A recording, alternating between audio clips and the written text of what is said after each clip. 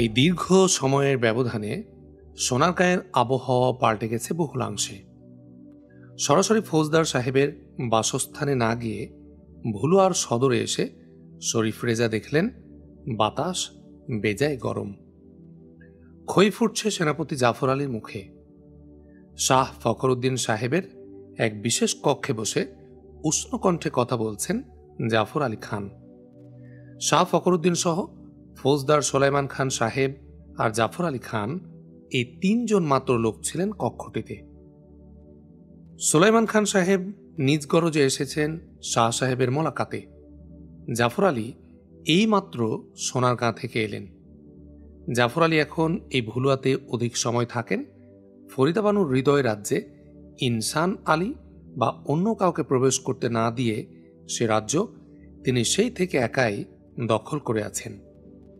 বাহরাম খানের আহ্বানে শাহ ফখরুদ্দিনের পক্ষ হয়ে এখন তিনি সোনারগাঁয়ের মাঝে মধ্যে যান। কাজ ফুরলে আর তিনি সোনারগাঁয়ে থাকেন না, তড়িঘড়ি অপাস আসেন ভুলুয়ায়। এবার গিয়ে জাফর আলী অনেকখানি আটকে ছিলেন সোনারগাঁয়ে, নানা রকম ঝুট ঝামেলা সামাল দিতে আর বাহরাম খানের হরেক রকম চাহিদা নির্দেশ মেটাতে তার অনেক সময় লেগেছে। এই অনেক সময় সোনারগাঁয়ে থেকে এবং সোনারগাঁয়ের হাওয়া বাতাস অনেক পরিমাণে পান করে তরুণ সালার জাফর আলী এবার বেজায় গরম হয়ে ফিরেছেন। ভুলুয়ায় এসে শরীফ রেজা ইনসান আলীর মকানে আগে উঠেছিলেন। সেখানেই বিরাম বিশ্রাম নেয়ার পর শাহ ফখরুদ্দিন আবাসে এসে হাজির হলেন। শরীফ রেজার আগমন বার্তা পেয়ে শাহ ফখরুদ্দিন সাহেব তাকে বিশেষ কক্ষে ডেকে নিলেন। কক্ষের দ্বারে পা দিয়ে শরীফ রেজা দেখলেন খই ফুটছে জাফর আলীর মুখে। শরীফ রেজা দরজায় এসে দাঁড়াতেই তিনি একটু থামলেন এবং শাহ সাহেব ও খান সাহেব সাগ্রহে শরীফ রেজাকে কক্ষে এসে আসন গ্রহণ করতে বললেন।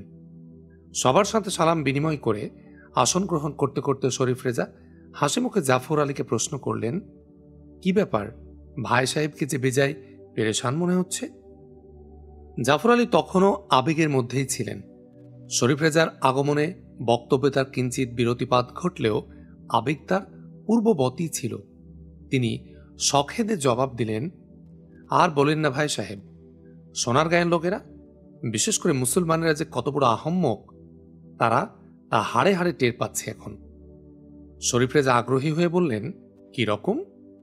শরীফ রেজাকে রাজনৈতিক ঝুট ঝামেলার বাইরের একজন ভিন্ন জগতের লোক হিসাবে জাফর আলী জানতেন, তাই তিনি নিঃসংকোচে তার বক্তব্য পূর্ববৎ চালিয়ে যেতে লাগলেন। শরীফ রেজার আগ্রহের প্রেক্ষিতে আবেগপ্রবণ জাফর আলী আরো অধিক আবেগ ভরে বললেন, রকমটা হলো, বিদেশি ঠাকুরদের চেয়ে স্বদেশী একটা কুকুর যে হাজার গুণে উত্তম, এ সত্যটা এখন টের পাচ্ছে বাঙ্গালা মুলুকের বেয়কুফরা। তারা এখন বুঝতে পারছে গিয়াসউদ্দিন বাহাদুরকে এইভাবে ডুবিয়ে দিয়ে কি এক মস্ত বড় আহাম্মকি না করেছে তারা।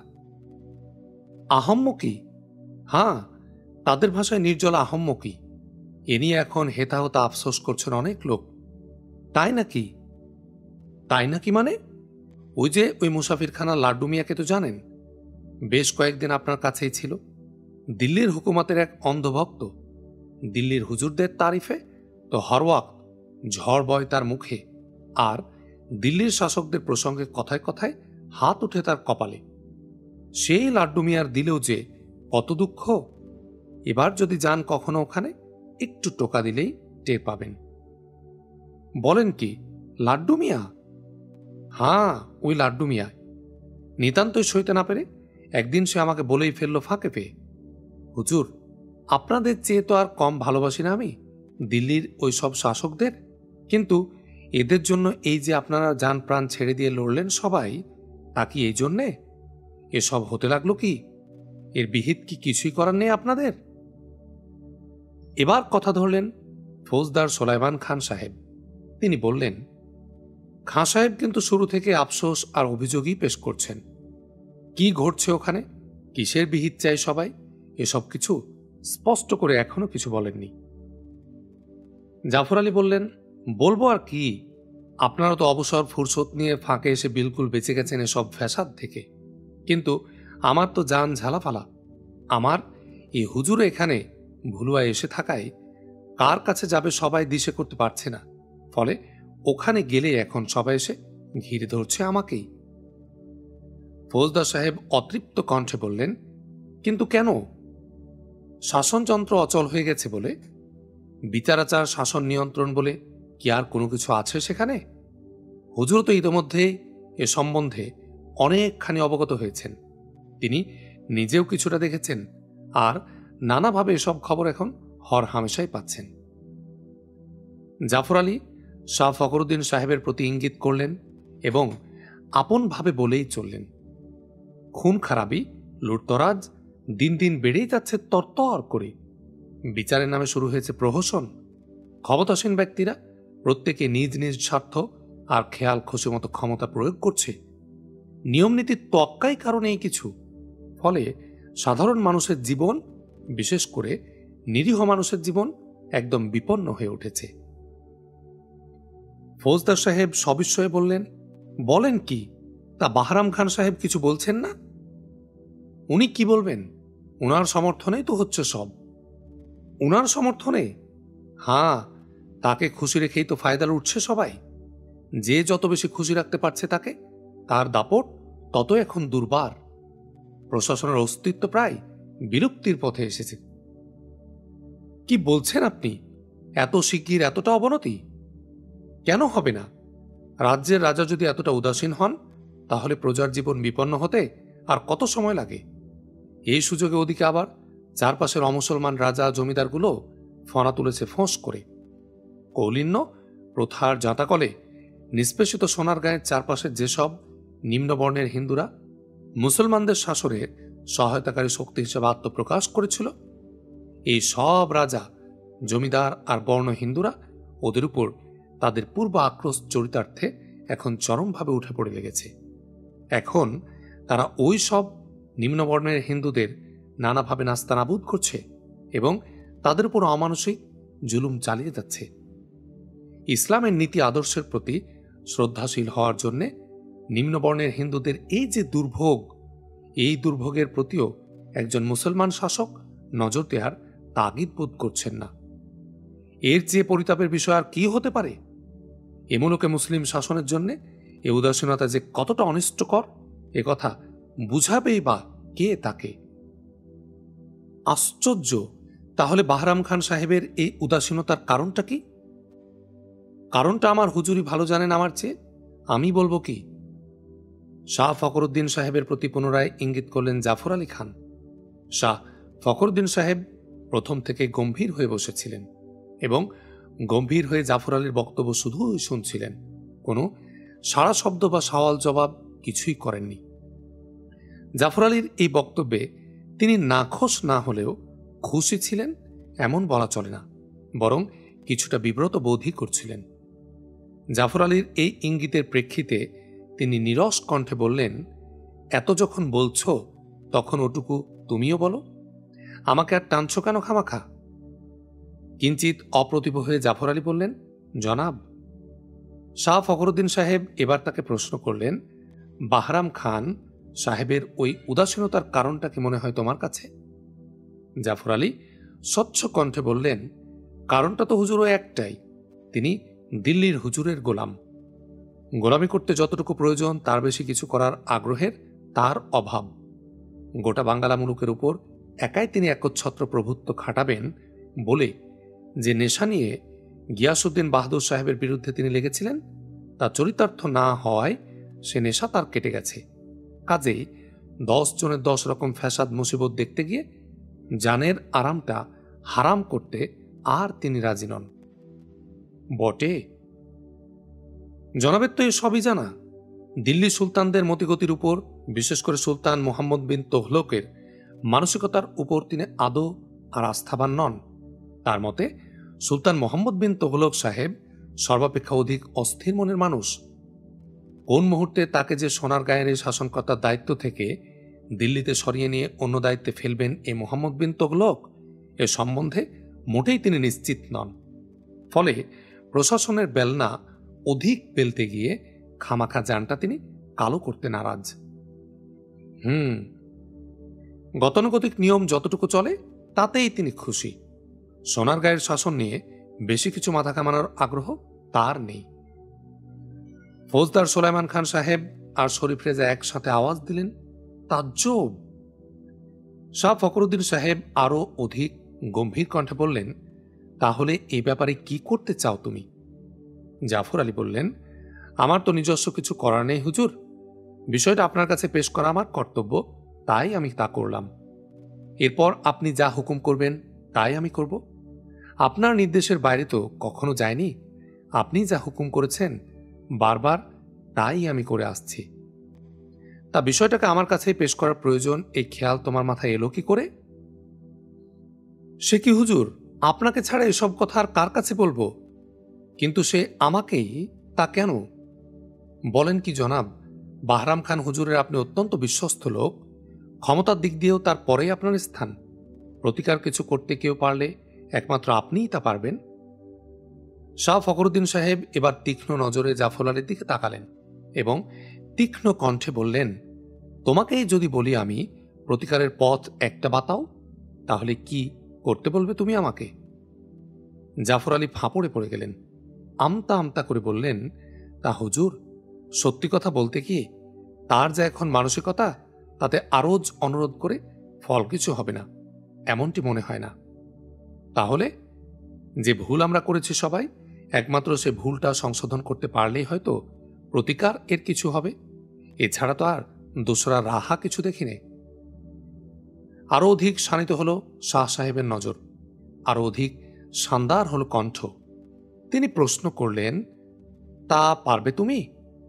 হুজুর, সেই ভুলটা সংশোধন করার হুকুমে যদি দেই তোমাকে আমি, পারবে তুমি তা সংশোধন করতে?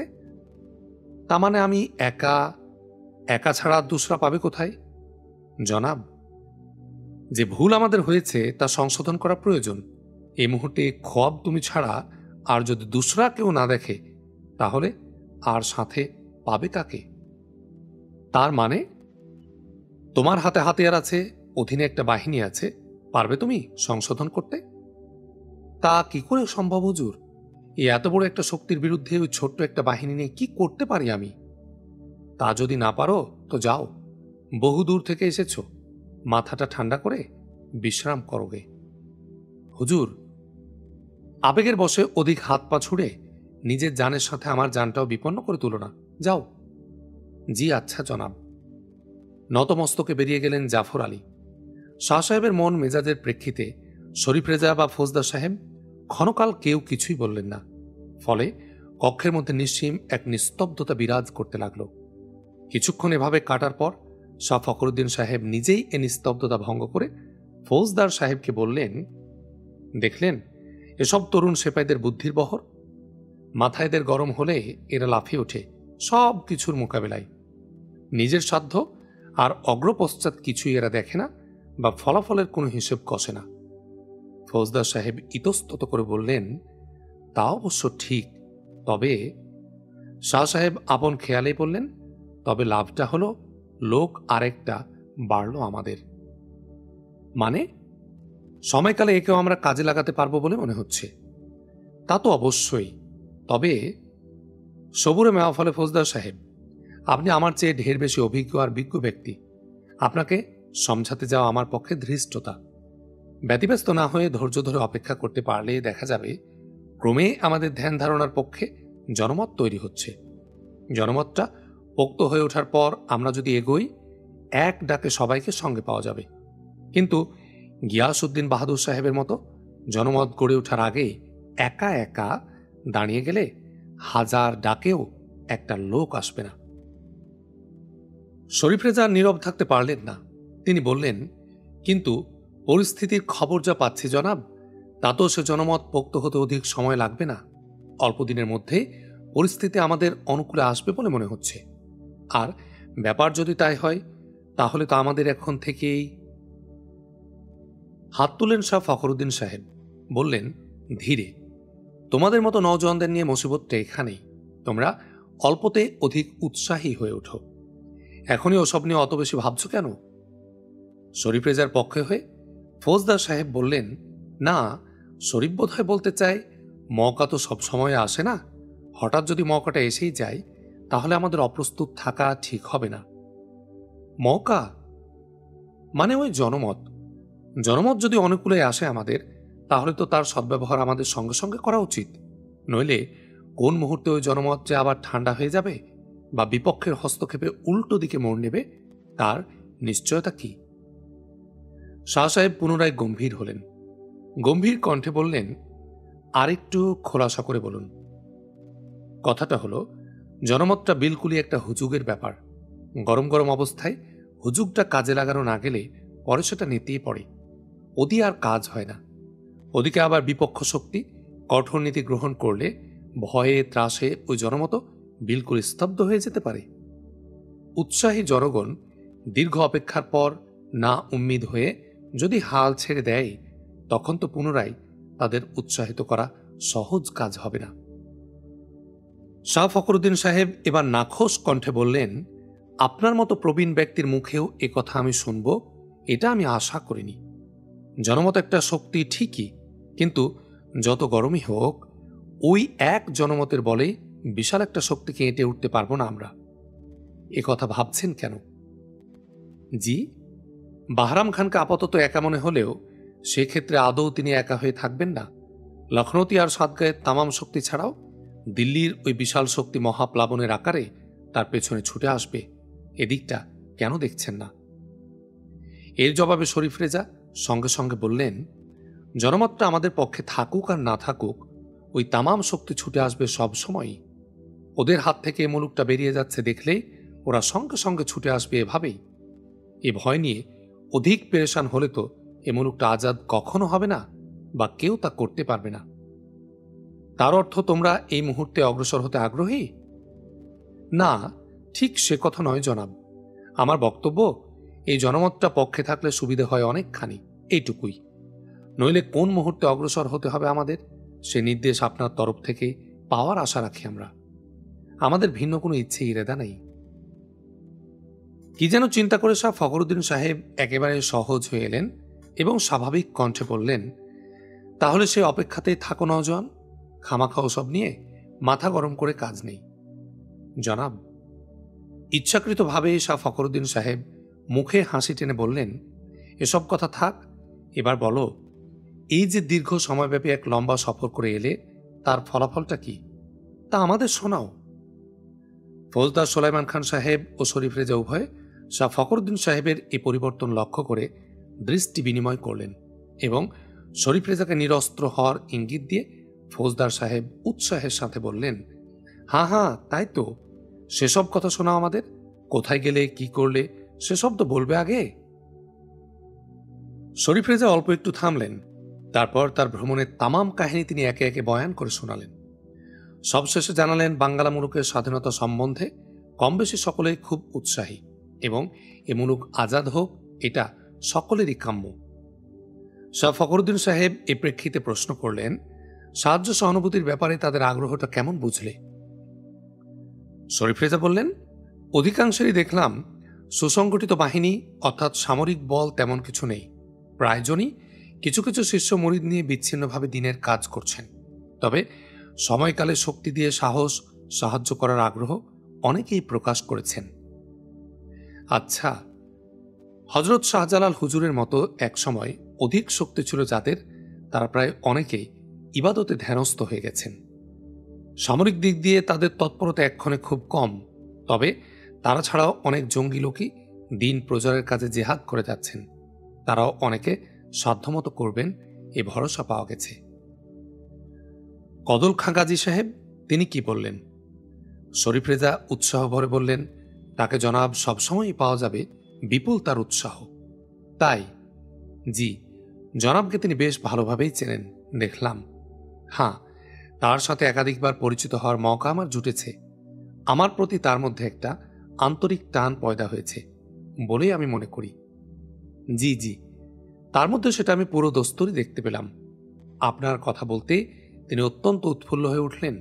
এছাড়া আমাদের ইরাদার কথা শুনে উনি এত খুশি হলেন যে সময়কালে উনি আমাদের সর্বতোভাবে সাহায্য করার স্বতঃস্ফূর্ত ওয়াদা দান করলেন। বহুত খুব, বহুত খুব। অতপর এ নিয়ে আর অল্প কিছু কথাবার্তা অন্তে সেদিনের বৈঠক শেষ হল। ফৌজদার সোলাইমান খান সাহেব সোনারগাঁয়ের কিছু কিছু খুচরো খবর শুনে সঠিক অবস্থা জানার জন্যে শাহ ফখরুদ্দিন সাহেবের মাকান তক এসেছিলেন। সহকারী ছালার জাফর আলীর মুখেই তিনি সেই ইপ্সিত খবর পেয়ে গেলেন। বৈঠক শেষে ওঠার অক্তে শাহ ফখরুদ্দিন সাহেব তার নিজের কথাটা ফৌজদার সাহেবের জানতে গিয়ে বললেন যে কার্যকরী পদক্ষেপ গ্রহণের ব্যাপারে তিনি অনাসক্ত নন, তবে তিনি সব সময় যথেষ্ট ধৈর্য ধারণের পক্ষপাতী এবং লক্ষ্য তার দীর্ঘমেয়াদী। বৈঠক শেষে বিদায় নিয়ে শরীফ রেজা সহকারে ফৌজদার সোলাইমান খান সাহেব নিজ মাকানের উদ্দেশ্যে রওনা হলেন। হাতে জরুরি কাজ থাকায় শাহ সাহেবের আতিথেয়তা তিনি দীর্ঘ করতে গেলেন না। ফৌজদার সাহেব যাচ্ছেন দেখে একই সাথে যাওয়ার ইরাদায় শরীফ রেজাও ফৌজদার সাহেবের সঙ্গ নিলেন। তার সফর সম্পর্কীয় খবরটুকু শাহ সাহেবকে দেওয়ার যে তাগিদ নিয়ে তিনি এসেছিলেন সে খবরটা প্রদান করা শেষ হয় শরীফ রেজাও আর অপেক্ষা করার যুক্তি খুঁজে পেলেন না। শাহ সাহেবের এজাজত নিয়ে শরীফ রেজাও বেরিয়ে পড়লেন। শাহ সাহেবের মকান থেকে বেরিয়ে আসার মুখে ফটকের সামনে হঠাৎ তাদের ফরিদার সাথে দেখা। শাহ ফখরুদ্দিন সাহেবের তনয়া ফরিদা বানু বেগম মালিদের নিয়ে পাশে তিনি ফুলবাগানের তদারকি করছিলেন। ফৌজদার সাহেব ও শরীফ রেজাকে বেরিয়ে যেতে দেখে তিনি হৈ হৈ করে ছুটে এলেন। এসেই তিনি বললেন, সে কি বড় আব্বা, আপনি মানে আপনারা? ফৌজদার সাহেব হেসে বললেন, আমি এখন যাচ্ছি মা। একই রকম বিস্ময়ের সাথে ফরিদা বানু বললেন, যাচ্ছি মানে? কোথায় যাচ্ছেন? বাড়িতে ফিরে যাচ্ছেন? হ্যাঁ, বাড়িতেই। সে কি, আমাকে না বলেই? জরুরি কিছু কাজ আছে মা, একটু তাড়া আছে, আর তাছাড়া তোমার সাথে তো আগেও তখন দেখা হয়েছে। ফরিদা বানু এবার শরীফ রেজাকে ধরলেন, বললেন, আর আপনি আপনি এতদিন পর হঠাৎ কোথেকে? শরীফ রেজা স্মিত হাস্যে জবাব দিলেন, অনেক দূর থেকে, বলতে পারেন গোটা পূর্ব অঞ্চলটা ঘুরে এলাম। আপনি তাহলে এতদিন ওই পূর্ব অঞ্চলে ছিলেন? জি হ্যাঁ, পুরোপুরি না হলেও অনেকদিন ওইদিকেই আমি ছিলাম। এই গতকাল শাম অক্তে ফিরেছি। আজ আবার চলে যাবেন? শরীফ রেজা হাসি মুখে বললেন, হ্যাঁ, তবে ওখানে মানে ওই পূর্ব অঞ্চলে নয়, এই জনাবের মাকানে যাচ্ছি। শরীফ রেজা ফৌজদার সাহেবকে দেখালেন। ফৌজদার সাহেব সবিস্ময়ে ফরিদা বানুকে বললেন, সে কি মা, একে তুমি চেনো? মানে পরিচয় হয়েছে এর সাথে? ফরিদা বানু খেদের সাথে বললেন, জি হ্যাঁ বড় আব্বা, হঠাৎ ওই অঘটনটা ঘটে গেছে। তার মানে তুমি একে অঘটন বলছো কেন? বলছি এজন্য যে দুনিয়ায় এমন কিছু লোক আছে যাদের সাথে পরিচয় ঘটলে আনন্দই বৃদ্ধি পায়। তারা অন্যকে আপন বা আত্মীয় বান্ধব মনে করেন। আর কিছু লোক আছেন যারা হরওয়াক নিজেকে নিয়ে ব্যস্ত থাকেন, অন্যের দিকে ফিরেও তাকান না বা অন্যের কথা মুহূর্তের জন্যও ভাবেন না। এদের সাথে পরিচয় ঘটা মানে স্রেফ পেরেশানিটাই বাড়িয়ে নেয়া। শরীফ রেজাকে উদ্দেশ্য করে ফৌজদার সাহেব সহাস্যে বললেন, এর অর্থ কি হে শরীফ রেজা? আমার এই মায়ের কাছে জরুর তোমার গোস্তাকি আছে জিয়াদা? জবাবে শরীফ রেজা হাসি মুখে বললেন, হ্যাঁ, তার কথা শুনে তো তাই মনে হচ্ছে, কিন্তু আমি মোটেই খেয়াল করতে পারছি না গোস্তাকিটা ঘটল আমার কোথায়। অভিযোগ আনলেন ফরিদা বানু, বললেন, খেয়াল করতে পারছেন না? ইদানিং আপনি অনেক সময় এই বড় আব্বার মাকানে মানে ভুলুয়াতেই থাকেন, এটা তো ঠিক? জি তা ঠিক। এর আগেও আপনি আমাদের এই ভুলুয়ার মাকানে এসেছিলেন, ঠিক কিনা? জি হ্যাঁ, এসেছিলাম। আজও এসে চলে যাচ্ছেন? যাচ্ছেন তো? বেকায়দায় পড়ে শরীফ রেজা আমতা আমতা করতে লাগলেন। অত্যন্ত বিস্মিত কণ্ঠে ফরিদা ফের বললেন, তাজ্জব, এরপর আপনি খেয়াল করতে পারছেন না? জি, খেয়াল আপনি করতে পারছেন ঠিকই, কিন্তু আমি বুঝতে পারছি না অপরাধ আমার পেলেন কি? শরীফ রেজাও বিস্মিত হলেন এ কথায়। ব্যস্ত কণ্ঠে বললেন, কেন কেন অপরাধ পাবো কেন? কণ্ঠ শক্ত করে ফরিদা বানু বললেন, তা না হলে আমি বলে যে একটা মানুষ এই মাকানে আছি তা আপনি বিলকুল ভুলে গেলেন? এতটা পয় পরিচয় হওয়ার পর মানুষকে মানুষ এত শিগগির ভুলে যেতে পারে? বাধা দিয়ে শরীফ রেজা বললেন, না না না, ভুলে যায়নি। আপনাকে আমি ভুলে গেলাম কোথায়? তেতে উঠলেন ফরিদা বানু, ক্ষোভের সাথে বললেন, তাহলে দেখা করেননি কেন? সোনারগাঁয়ের ওই সাক্ষাতের পর এত কাছে থেকেও আর আমাদের বাড়িতে এসেও এই দীর্ঘদিনের মধ্যে একবারও আপনি দেখা করলেন না কেন? এতটা আত্মসর্বস্ব লোক আপনি? কি যেন বলার জন্য ফৌজদার সাহেব ব্যস্ত হয়ে উঠতেই ফরিদা বানু বললেন, ওর কাছেই শুনবেন আপনি বড় আব্বা। কি দারুণ এক ঘটনার মধ্য দিয়ে পরিচয় হলো আমাদের, আর তারপর আমাদের ওই সোনারগাঁয়ের মাকানে গিয়ে কি আন্তরিকতার পরিচয়টা না দিয়ে এলেন উনি। এরপর যদি আমার মাকানে এসেও উনি খোঁজ না করেন আমার, অন্তত আমার শারীরিক শুভাশুভের খবরটাও যদি না নেন, তাহলে চোট লাগে না কার দিলে? শরীফ রেজা ব্যস্ত কণ্ঠে বললেন, না না, আপনি আমার কথা শুনুন। আমি খুবই ব্যস্ত আছি ইদানি, বলতে পারেন দৌড়ের উপরই আছি। তাছাড়া আপনার মকানে আমি এই জনাবের সাথে ওই একবারই এসেছি, দুসরাবার আসেনি। আপনি অন্দরমহলে ছিলেন, তাই ইচ্ছে থাকা সত্ত্বেও আমি যোগাযোগ করতে পারিনি। ফরিদা বানু সঙ্গে সঙ্গে পাল্টা প্রশ্ন করলেন, এবারও বোধহয় ইচ্ছে থাকা সত্ত্বেও যোগাযোগ করতে পারেননি? ইতস্তত করে শরীফ রেজা বললেন, আসলে ব্যাপারটা তাই, আপনাকে সামনে কোথাও পেলাম না, সাক্ষাৎ করি কিভাবে? দুই চোখ কপালে তুলে ফরিদা বানু বললেন, তাজ্জব কথা, আমার এই মাকানিকে চাকর নফর লোকজনের এত অভাব পড়ে গেল যে আমাকে ডেকে পাঠাতে পারলেন না? শরীফ রেজা নতমস্তকে বললেন, তা কি করে হয় বলুন? আপনি একজন শরীফ ঘরের অন্দর মহলে চেনা না, কোনো কাজ নেই, উপযুক্ত কারণ নেই, অথচ অমনি অমনি আমি ডেকে পাঠাবো আপনাকে? এটা কেমন দেখায়? আর এতে অন্যরা বা মনে করবেন কি? মনে করবেন? আর এছাড়া আপনার আব্বার সাথে সাক্ষাৎ করতে আসি আমরা এই চত্বরে, মানে অন্দরের উল্টো দিকে মহলের বাইরের অংশে। এর পেছন দিকের ওই অন্দর মহলে যাব আমি কোন অজুহাত নিয়ে বলুন? কোনো অজুহাত নিয়ে মানে? ভাই আমার একটাই, আর সেও খুব ছোট। আপনার মতো একটা বড় ভাইও থাকতে পারত আমার। আমার আব্বাও আপনাকে নিজের ছেলের মতো দেখেন, সে দাবি নিয়েও তো হৈ হৈ করে আপনি আমার খবর নেয়ার হক তার। ফৌজদার সাহেবের বার সোল্লাসে বললেন, তাই তো হে শরীফ রেজা, এটা তো মোটেই ঠিক হয়নি তোমার। আমি যদি জানতাম তোমরা পরস্পর এতটা পরিচিত, তাহলে তো আমিই ডেকে দিতাম এই ফরিদা আম্মাকে। এ কথা তো আমাকে তুমি বলোইনি কখনো। নিরুপায় হয়ে শরীফ রেজা মাথা নিচু করলেন। ফরিদা বানু এবার সহজ কণ্ঠে বললেন, আফসোসটা তো আমার এখানেই বড় আব্বা। উনি যে খুব লাজুক মানুষ সেটা আমি আগেই টের পেয়েছি, কিন্তু স্রেফ সেই অজুহাতে উনি যদি এড়িয়ে যান আমাকে। ফৌজদার সাহেব সোচ্চার কণ্ঠে বললেন, ঠিক ধরেছ, ঠিক ধরেছ। এই শরীফ রেজা সত্যি সত্যি ভয়ানক লাজুক ছেলে, এ কসুর তার সর্বত্রই পাচ্ছি আমি। বড় আব্বা, আমি বুঝতে পারছি তোমার সাথে সাক্ষাৎ না করার একমাত্র কারণ শরীফ রেজার ওই লজ্জা, নিশ্চয় আর দোসরা কিছুই নয়। এরপর শরীফ রেজাকে লক্ষ্য করে বললেন, তাহলে কি করবে এখন তুমি বলো? আমি বলি, আমি যাই, তুমি না হয় এদের সাথে একটা দিন কাটিয়ে আগামীকালে আসো। শরীফ রেজা অল্প একটু মাথা তুলে বললেন, তা মানে? ফৌজদার সাহেব বললেন, এরপরে আর তোমার তো এভাবে চলে যাওয়াটা ঠিক হবে না। ফরিদা বানু হেসেই ফেললেন, এবার বললেন, তা কি হয় বড় আব্বা?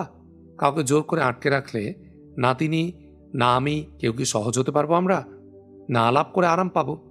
বরং যাচ্ছেন উনি, আজ যান, তবে উনার যেন খেয়াল থাকে সময় করে আবার উনি আসবেন, এবং এরপর যতবার উনি আসবেন সম্ভব মতো সাক্ষাৎ করবেন আমাদের সবার সাথে। ব্যাস, তাহলেই আমরা খুশি। শরীফ রেজা এবার ফরিদা বানুকে লক্ষ্য করে সহজ কণ্ঠে বললেন, আপনি ঠিকই বলেছেন, আজ আমি যাই। আপনি আমাকে ভুল বুঝবেন না, আপনার কথা প্রায়ই আমার মনে হয়। আপনার মতো পাক দিল এক বহিনকে এত সহজে ভুলে যাব এমনটি কখনো ভাববেন না। কথা দিচ্ছি, কিছুটা শরমের বশে যে ভুলটা আমার হয়ে গেছে, বারেক আর তা হবে না। শরীফ রেজা হাসতে লাগলেন। ফরিদা বানু খুশি হয়ে বললেন, সাব্বাস, এই তো, এই কিসিমের আপনাকেই তো দেখতে চাই আমি, আর এজন্যই তো আপনাকে নিয়ে এত টানা হেঁচড়া আমার। শরীফ রেজা পুনরায় হাসি মুখে বললেন, তাহলে এজাজত আমি পাচ্ছি তো? অবশ্যই, অবশ্যই, আপনি আসুন। আল্লাহ হাফেজ। শাহ ফখরুদ্দিন সাহেবের মাকান থেকে বিরয়ে পথে সে নেমেই শরীফ রেজা ফরিদা বানুর সাথে তার পরিচয়ের চমকপ্রদ কাহিনীটা ফৌজদার সাহেবকে আগাগোড়া শোনালেন, এবং সেই সাথে ফরিদা বানুর ও তার আব্বার উষ্ণ আতিথেয়তার কথাটাও শোনাতে গিয়ে এক টানা তাদের ভূয়সী প্রশংসা করতে লাগলেন। সব শুনে ফৌজদার সাহেব সকৌতুকে বললেন, শরমটা একটু কম করো হে সৈনিক, এত বড় বীর তুমি, অথচ আওরাতের প্রশ্নে তোমার এই সীমাহীন সংকোচ নিতান্তই বেমানান। অনেক ক্ষেত্রে এটা একটা অনর্থের কারণ হয়ে দাঁড়াতে পারে, এটা ঠিক নয়। জবাবে শরীফ রেজা হাসতে হাসতে বললেন, জি জি, ওটা আমিও বুঝি। এর আগেও বহুবার বুঝেছি, আজকেও আবার বুঝলাম। তবু কেন যেন এটা আমি একেবারে কাটিয়ে উঠতে পারছি না। শরীফ রেজা পূর্ববৎ হাসতে লাগলেন। ফৌজদার সাহেব নসিহত করে বললেন, না না না, তা পারতেই হবে। এটাও কিন্তু এক ধরনের কাপুরুষতা। এরপর পথের মধ্যে অনেক বিষয় নিয়ে তাদের মাঝে কথা হলো। বাঙ্গালার আজাদির প্রসঙ্গটাই এর মধ্যে প্রধান। এক পর্যায়ে ফৌজদার সাহেব শরীফ রেজাকে বললেন, শাহ ফখরুদ্দিন সাহেবের কথাবার্তা আর মেজাজ মর্জি থেকে কি উদ্ধার করলে তুমি, বলো।